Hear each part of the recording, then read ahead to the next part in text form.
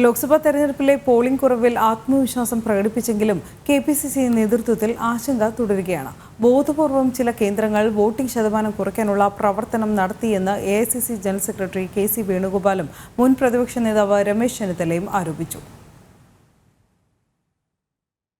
സംസ്ഥാനത്തെ വിവിധ മണ്ഡലങ്ങളിൽ കഴിഞ്ഞ തവണത്തേക്കാൾ വോട്ടിംഗ് ശതമാനം കുറഞ്ഞത് തങ്ങൾക്ക് അനുകൂലമാകുമെന്ന് UDF അവകാശപ്പെടുന്നെങ്കിലും അതിനോടൊപ്പം തന്നെ ആശങ്കയും നേതാക്കൾക്ക് നിലനിൽക്കുകയാണ്.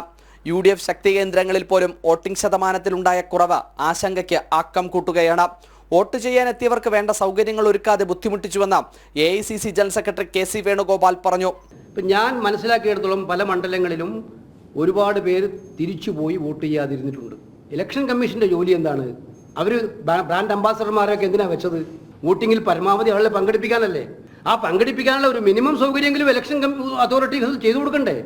ഇരിക്കാൻ സ്ഥലമില്ല, കുടിവെള്ളമില്ല, ഒരേ നിപ്പിൽ 5, 6, 7 മണിക്കൂർ ഈ ചൂട്ട് വെയിലത്ത് നിൽക്കുക.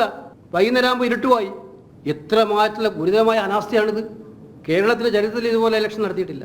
ഇത്രയും അധികം വോട്ടിംഗ് യന്ത്രങ്ങൾക്ക് തകരാറുണ്ടാകാനായ കാരണം തെരഞ്ഞെടുപ്പ് കമ്മീഷൻ അന്വേഷിക്കണമെന്ന് മുൻ പ്രതിപക്ഷ നേതാവ് രമേശ് ചെന്നിത്തലയും ആവശ്യപ്പെട്ടു. ചില കേന്ദ്രങ്ങളിൽ UDFന് മികച്ച വോട്ട് കിട്ടേണ്ട മേഖലകളിലാണ് പലയിടത്തും ഈ യന്ത്ര തകരാറുണ്ടാവുകയും ആളുകൾക്ക് മണിക്കൂറുകൾ കാത്തിരിക്കേണ്ടി വരികയും ഒക്കെ ചെയ്തത്. അതൊരു ഘടകമാണ്. എല്ലായിടത്തും ഞാൻ പറയുന്നില്ല, പലയിടത്തും അതുണ്ടായി. തന്നെയുമല്ല, ആളുകൾ വീട്ടിൽ പോയിട്ട് വീണ്ടും തിരിച്ചു വന്ന് വോട്ട് ചെയ്യുക, പലരും വന്നില്ല. അപ്പോൾ അതൊക്കെ വളരെ ഗൗരവമായ കാര്യമല്ലേ?